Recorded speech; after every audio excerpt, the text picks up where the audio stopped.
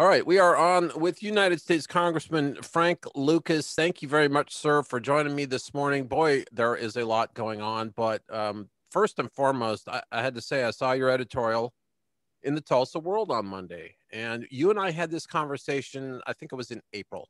Yes. I don't think you've changed your mind much, but in fact, if anything, I would think your messaging is maybe a touch more strident. Kind of talk to us about what's going on, with this Delta variant, with vaccines in our state of Oklahoma. First off, Russell, let's bear in mind in Oklahoma, only about 39% of our fellow citizens are fully vaccinated. So that means 60% have either had one shot of a two-shot series or no shot at all. Think about that, 60% of us unfully vaccinated. Then you throw in the fact that this new Delta variant, viruses mutate, they change, they grow. That's why the seasonal flu has been with us every year for a century plus. They grow. We now have a Delta variant of COVID-19. It seems to be more aggressive. It seems to be stronger when it impacts people. As one of my colleagues from Louisiana, who's not been on the floor for weeks now, notes, he had it earlier, then he got the second round of COVID, and he's much sicker, and he's not here. So that's going on.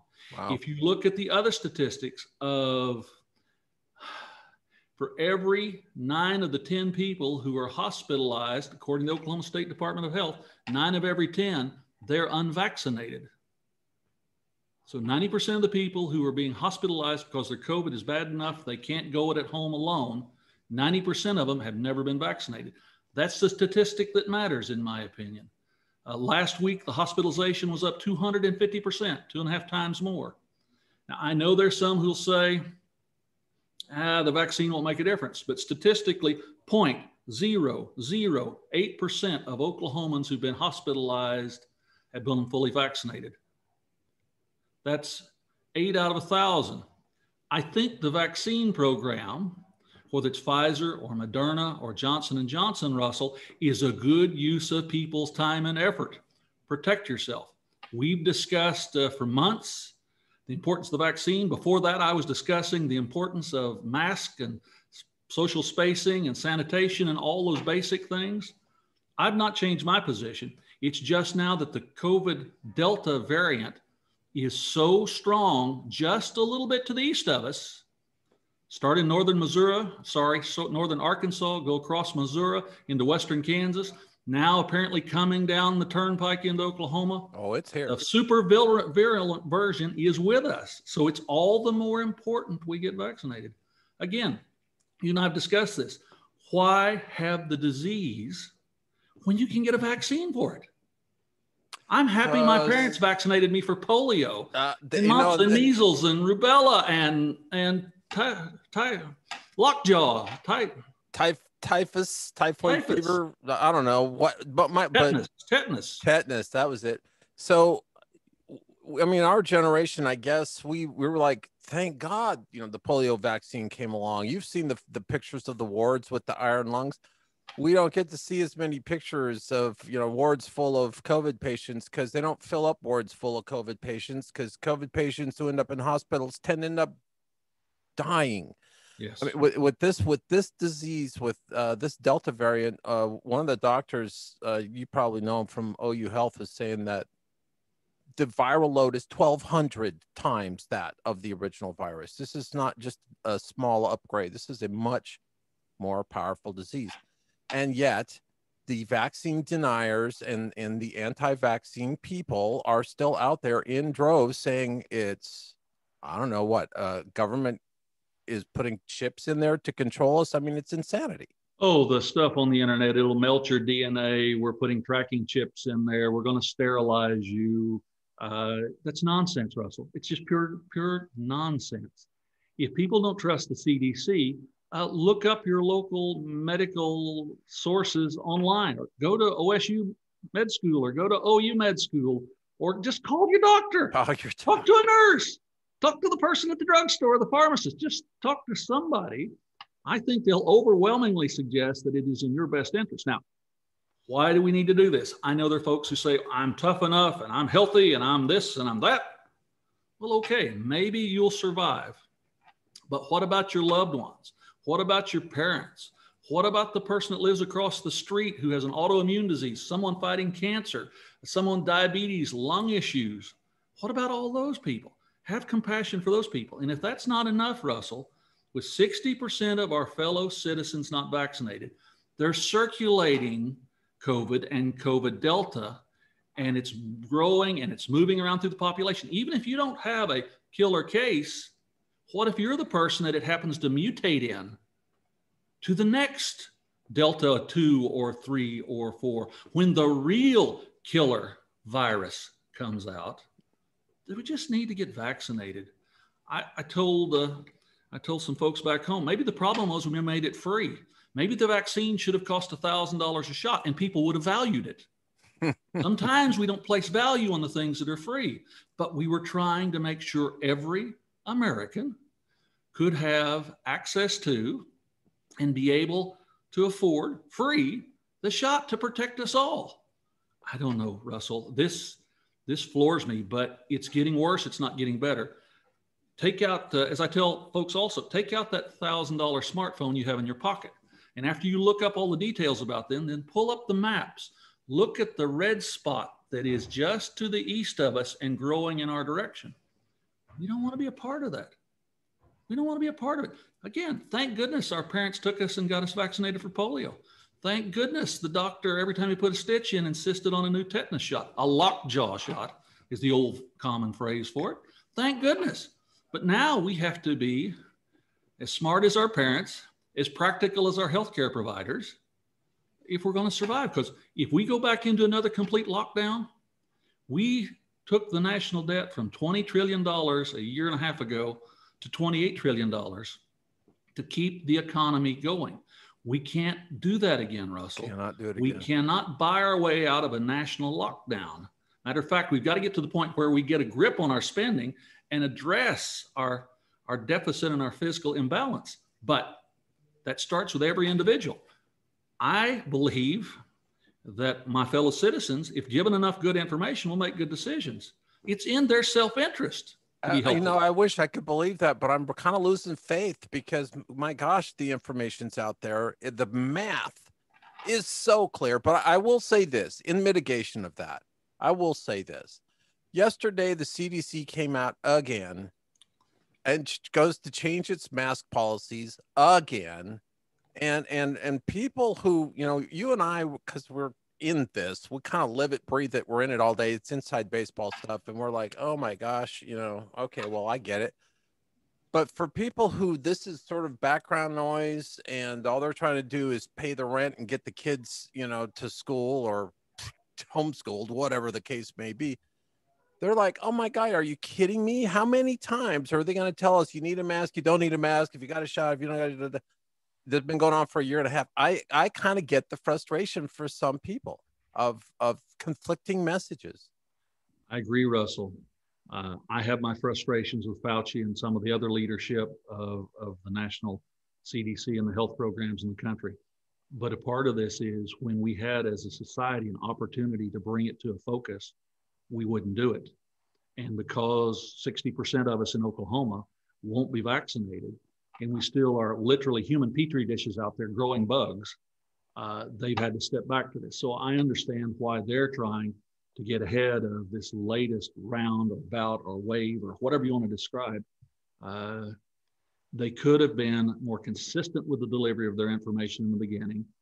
They could have thought this through, but again, unless you were alive in 1918, I wasn't, don't think you were. Nope.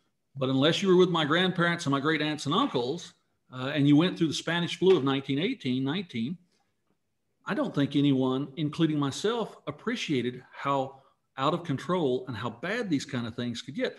We've had a pretty amazing national and state and local health services in this country for a century, and they've done an outstanding job of protecting us. But sometimes, just like 1918, you get things that are so new, so strong, so bold, it just overpowers everything conventional. And again, look up authoritative information. Don't just look at those goofy YouTube clips about I boiled my ice cubes or I stuffed something up my nose and I got healthy immediately. That's not the way medical science really works. No, it is not. And you were telling me that you guys in the United States House of Representatives got some new rules handed down to you today. Dr. Moynihan, who's the chief physician, the medical officer for the complex, members of Congress, and anyone who's on campus yesterday evening, based on CDC information, issued a new edict. We are now back to full masking inside the buildings. It's not mandated on the street out front, but if you're in the building, you're in members' offices, a guest, if you're in a congressional hearing room, if you're on the floor, we wear masks. I'm by myself in my personal office as we speak. I and my staff are fully vaccinated, so I have my mask off. But for anyone to come into the building, and the mandate now is, if you want to come to a member's office, you have to prearrange it. We have to go down and get you on the street, bring you through security with everyone wearing masks. And when you're in this building, even though we're all vaccinated, we all will wear a mask together. We're back to that point. I understand why it's necessary. The Delta stuff is just frightening, as you alluded to earlier, on how aggressive it is and virile. It's difficult to be a member of Congress in this environment because, you know, I have a history of lots and lots and lots of in-person town meetings. I have a history of spending a lot of time driving up and down the road to the 3rd District of Oklahoma. I can tell you the 40 most wonderful small town restaurants you've ever been in your life, scattered all over the district. But right now we all have to act like we're going into a surgery ward and be totally sanitary. Yep. Like the old Dr. Kildare shows. Yeah, no kidding. All right, so I think your message about vaccinations is pretty clear. This stuff's going to kill you. It absolutely can kill you, but not if you've had the vaccine. If you've had the vaccine, you don't have the vaccine and you still live, you run the risk of killing your neighbors and your loved ones. And by the way, survival may not actually be all that fun. Long haul COVID is real. Once those viruses work their way into your nerve system, into your lungs, into your brain, in some cases, it's been months and months and months, and people have still not cleared the stuff. Yep. And other organs as well. Somebody asked us on the air the other day about, well, this is a lung disease. What do you mean it affects this, that? No. It's a vascular disease. It enters the body through the lungs, but once it gets in your bloodstream, it touches every organ in your body, right? The first neighbor I lost in my home community was a guy my age who was a year behind me in high school, a healthy fellow who had an outdoor active job on the verge of retirement and ultimately had total internal organ failure. He just turned to jelly. Saddest thing. Unbelievable. That is so sad. All right, I do have to ask you about one other thing that's in the news right now. I sat and watched some of the hearings with the officers that responded on January 6th to the Capitol. I don't know if you had a chance to see any of that. You were telling me before we started recording that you were actually not in the building that day, but you kind of had a ringside seat to everything that happened from your office. Kind of tell folks what you saw, and then if you don't mind, can you did you watch any of that testimony yesterday? And what are your thoughts? I did not, Russell. I was in committee and on the floor and doing stuff all day long, but you're exactly right. My office in the Rayburn House office building is up on 4th floor. My view is of the United States Capitol, the west front area. So that morning, I watched President Trump's speech on television, like many other people. I watched the scenes of the crowds there. I realized that their next agenda was to come down Pennsylvania Avenue to the United States Capitol. And because we were at that point voting and working on the floor in groups of 20% of the membership, and being L, I was towards the end of the list. It was alphabetical. I hadn't gone to the floor yet, like a couple of my fellow Oklahoman colleagues who were in the chamber. But I watched the crowd surge come down the street. I watched the mass build on the northwest side of the Capitol. I watched the Capitol Police frantically coming from all directions to respond. They were incredibly outnumbered. And a city block away, bear that in mind, and I wear bifocals, so I don't have the best vision always. But out my window, I watched the whole process unfold. And when it first got out of hand, the process of dealing with these kind of issues was activated here in the Capitol, which basically is total lockdown. So no one in any office or any room even in the adjoining buildings, could move around. So I watched in terror and trauma this whole process unfold until additional reinforcements came and it stopped.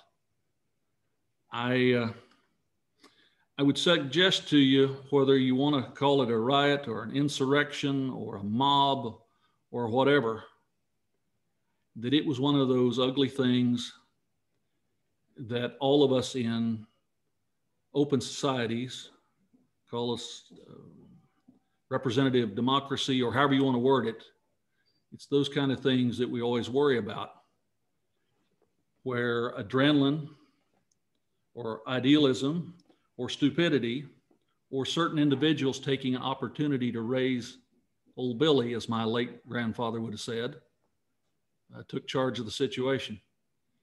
Those Capitol Police, Russell, and I watched this, showed incredible self-restraint. Now, I know the point, I suspect from what I've read, was made yesterday and has been discussed many days, that they were so outnumbered that the only thing they could do was to show self-restraint to protect the Capitol, and not just members, but themselves, the staff, and the people who were in the building. Because there's always people in the building when we're conducting business. Right. But bear this in mind, no one has the right to attack another citizen. No one has the right to destroy public government property. No one has the right to threaten the democratic process that we function in under here. There have been 500, as I understand, 500 plus arrests. Convictions are taking place. Trials are in the process. These people are going to pay a price for whatever they thought they were doing that day. But I don't care if you're the left, the right, or the middle. That's not how we address issues in this society, in this legislative political process. So why not have a congressional investigation? I do not understand the stance of the Republican leadership, and I don't know where you are on this scale. Full disclosure, I've not read your comments on this. Me personally, I don't get it, and I don't understand what seems like obstruction of this investigation, because they're like, well, we're not going to play. I don't get it. And there are 2 Republicans on that committee, and they're essentially outcasts, ostracized from the Republican Party for what? Wanting to find out why or how somebody tried to overthrow our government? I don't get it. What are the conversations like there? I would suggest to you, Russell, from my own personal perspective, and there are a lot of things I have a little different way of looking at it. You know that. I'm kind of famous for being the ag guy on the science committee who also does banking stuff up here. My perspective is that we are now at such a partisan level, and we were in January and we were last year. You can blame that on former President Trump. You can blame that on Speaker Pelosi. You can blame it on about 50 members of Congress on both sides of the room. The vitriol is so vicious. I would suggest to you the mistake made here was, instead of having members of Congress investigate ourselves, think about getting little boys and girls to tell the truth when they're caught with their finger in the cookie jar.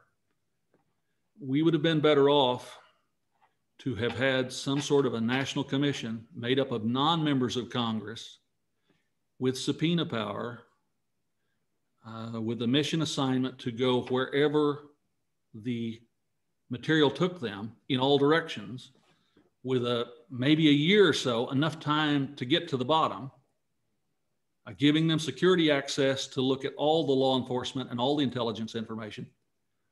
I think we'd have had a better product. We were destined in this situation, no matter how a group of members of Congress came together on such a burning issue, we're destined to have this kind of a blow up. And that's unfortunate, because I really believe I'll be polite in my phraseology, there's enough blame to go around for a lot of people starting with the occupant at the White House at the time, all the way to the occupants of the Speaker's office and the Majority Leader's office, who, by the way, was a Republican that day, the Majority Leader of the Senate, to embarrass all of them. But we're at a time and a place where the acrimony is just almost beyond management. I have spent my time in Congress actually trying to do things. Farm bills, not always popular with everybody, but making sure you can raise enough food to meet the needs of ourselves and the world, but also be able to make sure that people have the ability to consume that food and fiber. Yet I've spent my time being attacked by my friends on the left who don't want to spend any money on rural America, but my friends on the right don't want to spend any money on anybody for any reason on any occasion. That kind of nonsense. On the science committee, we're in a technology competitive race with the Chinese. The moon and Mars are just examples of what's going on. I spent 2.5 years, yes, the ranking member, not the chairman, because we're in the minority, working to calm the committee down enough that we could pass bills together. And we've actually reauthorized the National Science Foundation and increased, double their funding over the next 5 years. We've reauthorized the research programs at the Department of Energy, NIST, and just a whole variety of entities that no one has ever heard of, but are really important legislatively in the last couple months. But it took me 2.5 years to calm down the fires on the committee so we could work together. But not everybody I serve with here wants to do that, Russell. And if you'll humor me for just a moment. Yep. We have developed a culture by which a number of my colleagues, both Republicans and Democrats alike, have figured out they can use the internet and they can use social media and national syndicated talk shows on both radio and national political shows on television to create their own base. If you're one of my right-wing friends, Sean Hannity, an appearance, he is worth a lot of money if you can be exciting enough. If you're one of my liberal friends, then getting on Rachel Maddow and being really exciting and wild too will create you a flood of money coming in from outside your district. We have a system right now where it rewards people for being loud and shrill, sometimes vulgar, Russell, and certainly a little crazy if you look at a few of my colleagues. I didn't say any names. Nope. How we get back from that, I don't know. Most of our money out of the equation. You take money out of the equation, and I don't know exactly how you do that, but that to me seems like where everything has just gone haywire. And it is about fundraising, and it's about personality above party. It used to be that the party selected candidates. Now candidates get foisted upon them. I'll never believe that the actual vast majority of the Republican Party really wanted Donald Trump for president. I don't think that's true. I think it was a minority of the party that was very loud, but he had such a, what they used to call a TVQ, so much profile. Everybody knew that name. Everybody knows that profile. Everybody knows the haircut. You know, it really easy to raise money, and it has become all 100% about money. I would argue, Russell, that you're right, but you have to give power back to the parties, so political parties, so that real people participate in those precinct and county and state meetings so that you get a broader slice. Remember when we started down this trail, Watergate, one of the things that came out of Richard Nixon's almost impeachment and resignation was the Campaign Act of 1974. It created PACs, political action committees, for the first time. So suddenly, instead of contributions flowing through the political parties, they went to PACs. But PACs were set up to be special interest groups to focus on one particular issue or one particular item coming from one particular group. So suddenly we went from the national or the state or the local party platform over to what's this PAC want to do in the tax code? Or what's this PAC want to do in the regulatory stuff? That was complicated enough. And then you had Citizens United, the court case that said a corporation was a living entity. It was the nail in the coffin right there. Corporations could fund political activity because they were living beings, so to speak, and suddenly you had this deluge of money. Then you had McCain-Feingold and some of these other laws. I mean, it just, and the thing about McCain-Feingold and the Citizens United is these PACs don't exist very long many times. They are created. A wealthy person or a wealthy industry dumps huge amounts of money in. They run the most vicious and nasty attack ads, and then they deincorporate, dissolve, and fade away. In the old days, when you had parties and candidates, if a candidate or a party did something so outlandish, so inappropriate that it crossed the line, you could hold them accountable. But the Citizens Committee to say the sun comes up in the west tomorrow, that is formed, runs attack ads for 3 days and dissolves, where do you find them after they've burned down the debate and the discussion? And it comes from both the left and the right, Russell. This is not just one particular faction. No, this is not a one-sided issue. This is the system. How you get it under control. So what we've done now is we have, in effect, created the view that parties are irrelevant, that they don't make a difference. So average people, the local deacon, the local activist in the community, they don't participate in parties anymore. So who takes over the parties? The unique individuals who claim to be a member of that party. The fringe. So they drift away from where the you see where I'm going. Yeah, well, they drift away from the center, and I am like the center. I mean, I literally have been an independent voter my entire life. I vote the person or the issue. I've never voted a straight ticket on any ballot I've ever cast. I can't think of one. And if I did, it was just worked out that way. It was inadvertent and I wasn't paying attention. So, you know, it's possible. Yes. But I guess what I'm saying is, and I think that, again, I'll go back to the guy and the gal who are just trying to raise their kids and trying to figure out how they're going to put enough money back to send them to college and stuff. And they're not going to go to the precinct meetings and do all that kind of stuff. They don't have time. They don't have the energy.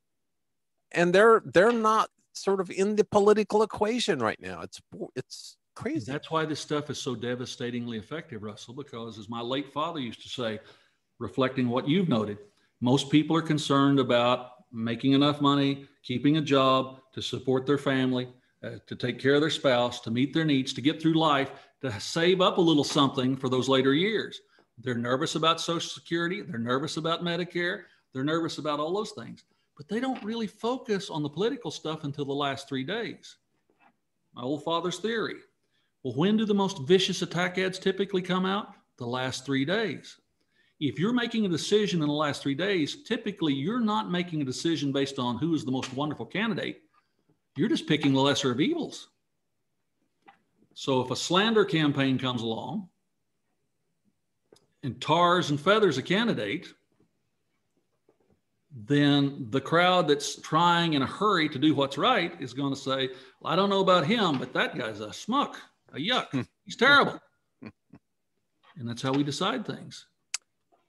It's a tough nut to crack, sir. And you and I ain't gonna solve it, I don't think, sitting here this morning, but man.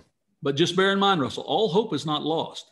We need to get vaccinated to deal with COVID. We need to get the economy and the world back on track. We need to focus on all these other issues and make good, solid decisions as voters. And by the way, register to vote. And even if you don't want to participate in the political process of party work or candidate activities, at least study everything so that on primary day or runoff day or general election day, you make the best, most logical vote in the interest of your family and hopefully for the state and the country. Absolutely. And from your lips to God's ears, sir, that's all I can say on that topic, because, you know, an informed electorate is what, you know, that is what our democratic system is kind of built around. Our democratic republic is built around people who are aware. of what's And the going on. manipulator's greatest fear is that there will be an informed electorate. Right. No, that is so true. Hey, I went way past the amount of time that you had actually allotted me, so I'm greedy and evil that way, and I appreciate your patience. Anything else that you'd like to chat about, or anything else that's on your mind this morning before we wrap up? Just simply, we're working through the regular process, and just as the acrimony makes everything else hard here, we still have to fund the federal government for the coming year. We still have to authorize the defense activities for the coming year. We still need to do a transportation bill for the coming year. We on the science committee need to finish this competitive package to be able to deal with the Chinese who are not going to back off and challenging us everywhere. It can be done. It's just in this environment, it's a whole lot harder. It's like my efforts on the science committee. It took me 2.5 years to lay the groundwork so we could have a productive 90 days. We got to try. We got to move forward. We can't stop. We can't back up. We can't give up. The glass, Russell, is always, as I tell everyone, the glass is always half full. It's always half full. Even if we live in a world where people constantly are bickering that the glass is half empty, it's always half full. Let's build off of that and move forward as a community, as a state, as a country, for that matter, as a society. Move forward. One step at a time. At a time. One foot in front of the other and keep going. What was, I think it was Churchill. Probably wasn't, but somebody said, if you're going through hell, keep going. And yes. Love that quote. I should really figure out who said that. Hey, yes. Thanks again, Congressman. Very much appreciated, sir. Stay safe out there, and we will talk again soon, yeah? And we'll talk again, and hopefully a whole bunch more of our neighbors will have been fully vaccinated by then. Amen. Thank Amen you, to Russell. that.